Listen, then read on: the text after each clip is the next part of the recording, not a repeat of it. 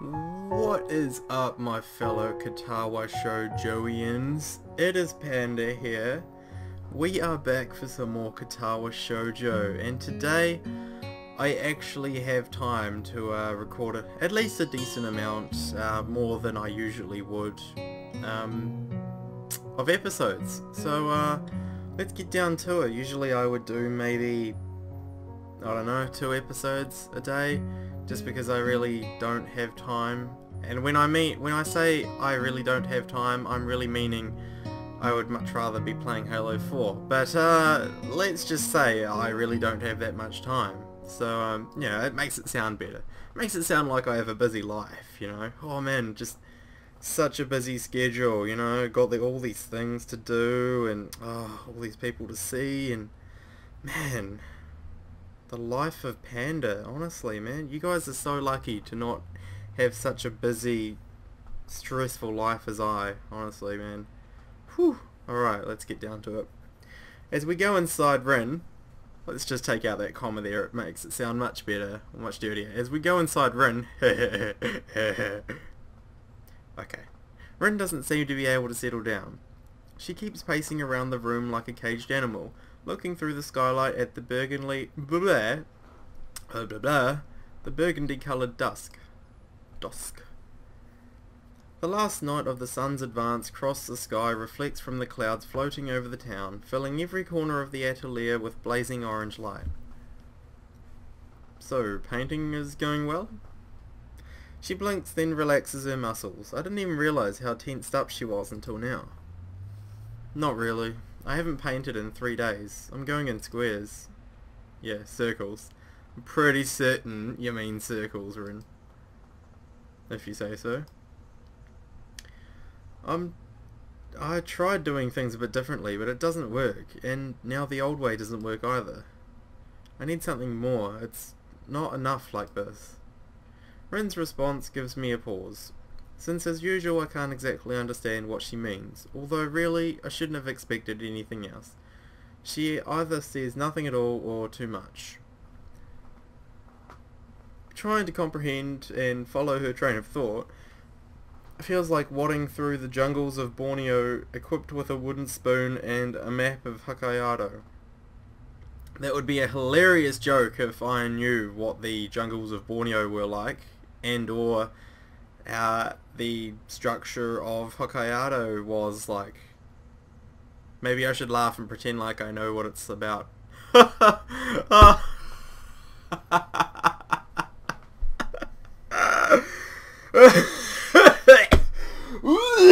Okay, no, maybe not. It's annoying how her thoughts are both laid out in plain sight and hidden from view every time she opens her mouth. What more? You said that to say as well. A missing ingredient? I think I have to destroy myself. Like suicide or implode? Or like spontaneous combustion? Fill me in on the gaps here, Rin. Okay, that sounds unnecessarily grim. What do you mean? Rin's shoulders slump, and she turns to face me directly. I have to change. I've tried, but this is not enough yet. I have to destroy myself first, I think. You're starting to sound like Kenji. Just to be clear, you are speaking metaphorically, right? Like, learning to paint from scratch again, or whatever, so to speak. She shrugs her shoulders as if there's no difference. There is no difference. Right, okay. So, you are going to start by smoking a cigarette? For inspiration? Maybe. I've never tried this before, have you? That's right, I forgot we were really pissed off at Rin because she took the smoke from Say. She took the fag. Can't say I have. Still, I'm not really sure if having a smoke is the best starting point. She responds to my words with another nonchalant shrug. I open the cigarette pack and look inside. It's almost full. Smoking is bad for you, but that's the idea here, I guess. Yes, I need to do something. I want to paint. I need something more.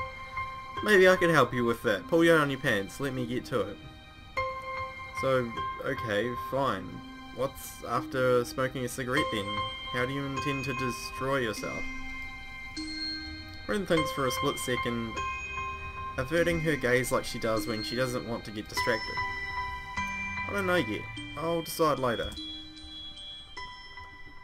Rin bends down to pick out a cigarette from the end. She raises her head with one between her lips and turns to me, eyebrows curved into two arcs, challenging me to respond.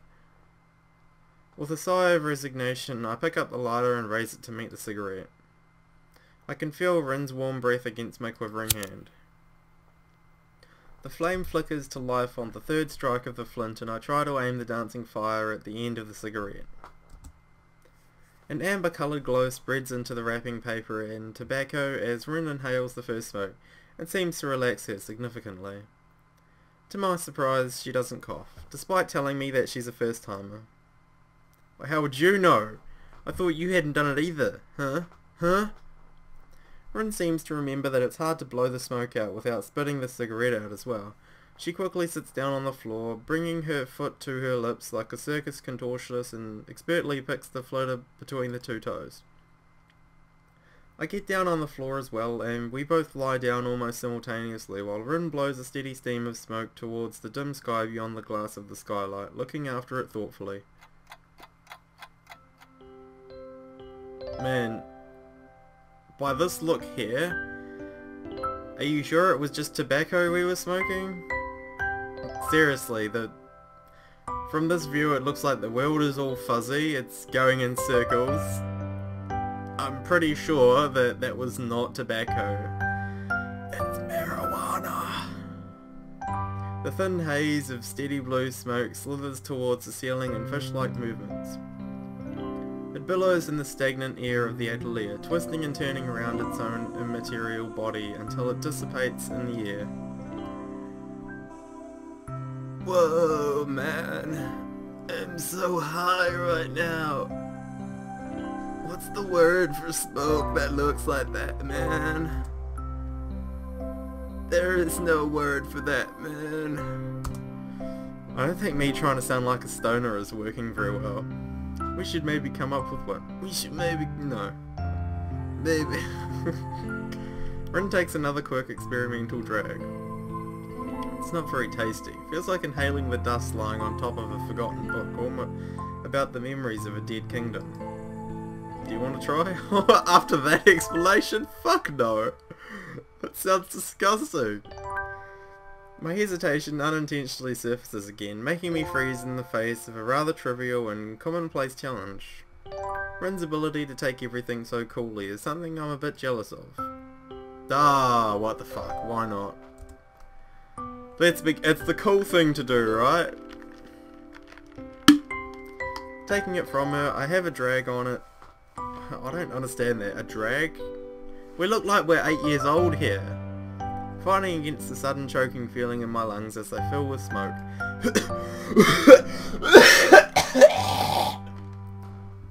That would be my reaction to smoking. In fact, that's what I do every time I see a smoker walk past me. I let out this really disgusting, gross cough. They look back and I just stare at them. To my embarrassment, I fail, wheezing and hacking my lungs out. I feel flustered, but maybe I haven't lost too much face in Rin's eyes. I thought you just like put your finger in her mouth or something. It's less unpleasant on the second try, but I still pass the cigarette back to Rin. We're like a pair of budding delinquents in middle school, sneaking their first smoke out of sight of their teachers and parents. Well, I suppose it's not like. That's exactly what we are. After a while, the cigarette has shrunk most of the way down to the filter. Rin is still looking quietly out of the skylight. With her looking out there, the silence inside the atelier seems to deepen even more. Are the cogs of creativity turning behind those eyes right now? Do another one.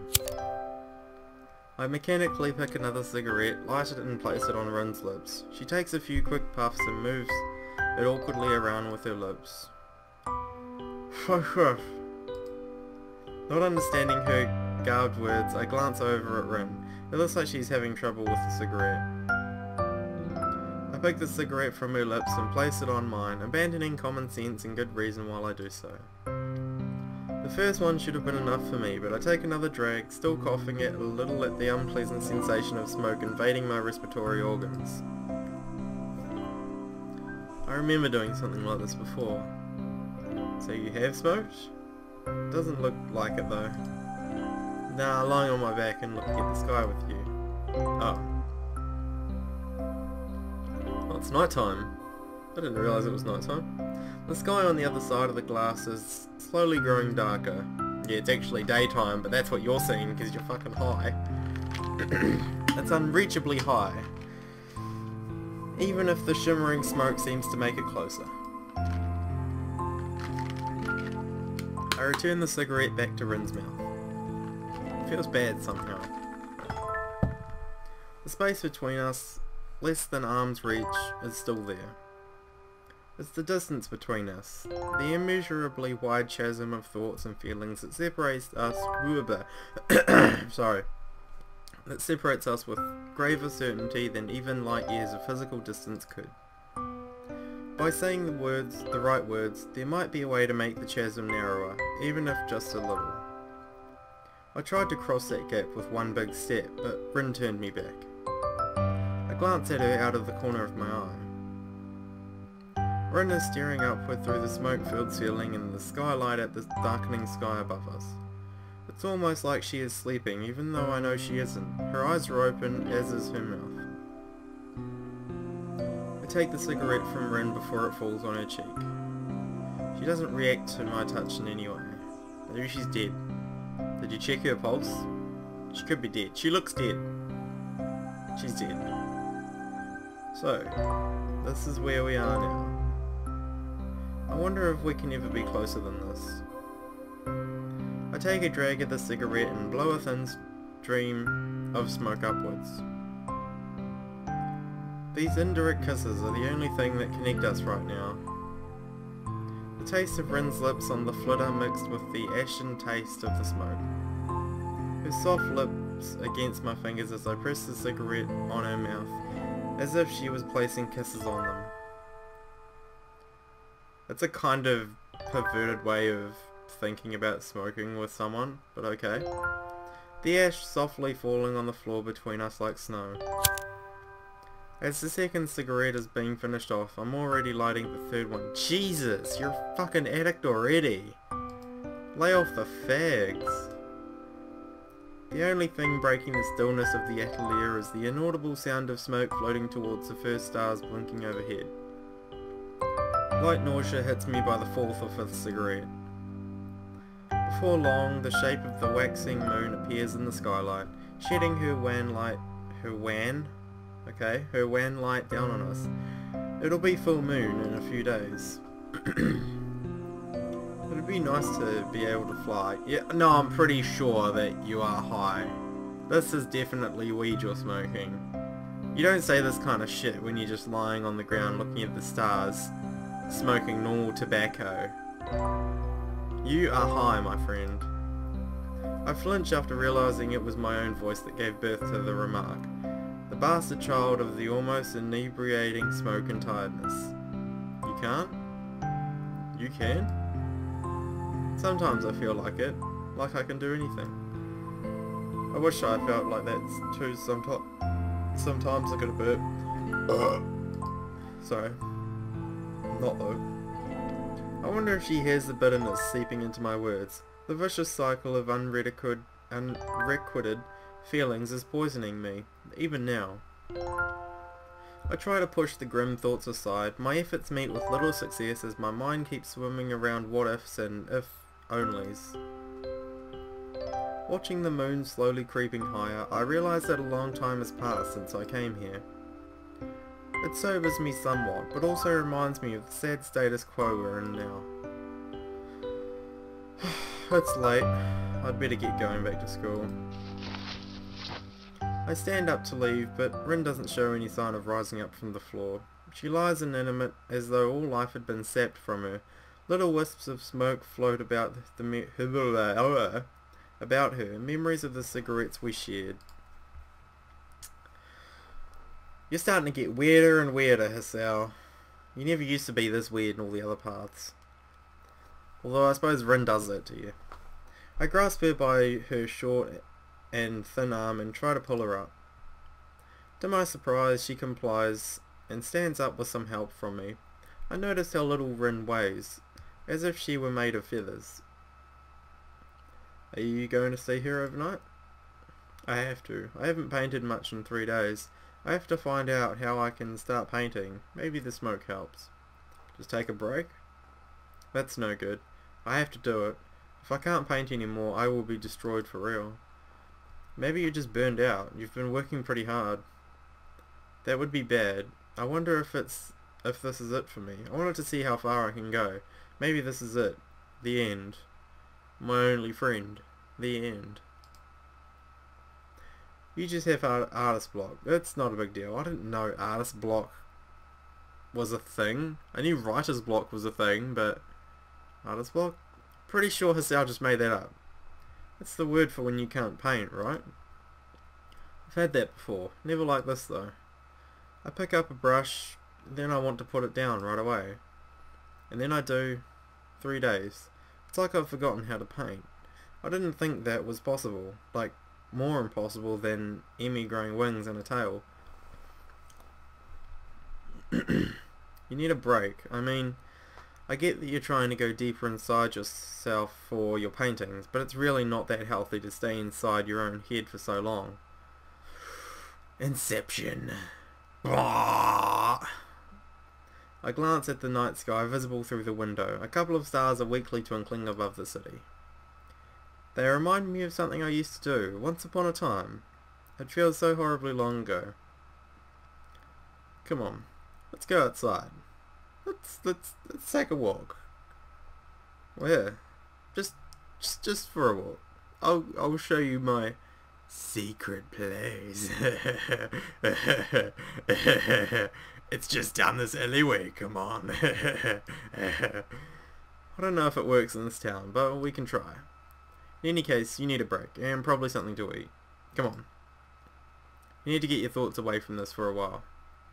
Look, bitch, I'm not giving you a fucking out here. You're coming with me, whether you like it or not.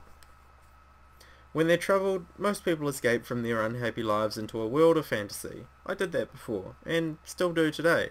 Reading books endlessly, immersing myself in their world rather than my own. That's why I play games. And watch YouTube videos. Just like you guys. Oh god, what just happened? Okay,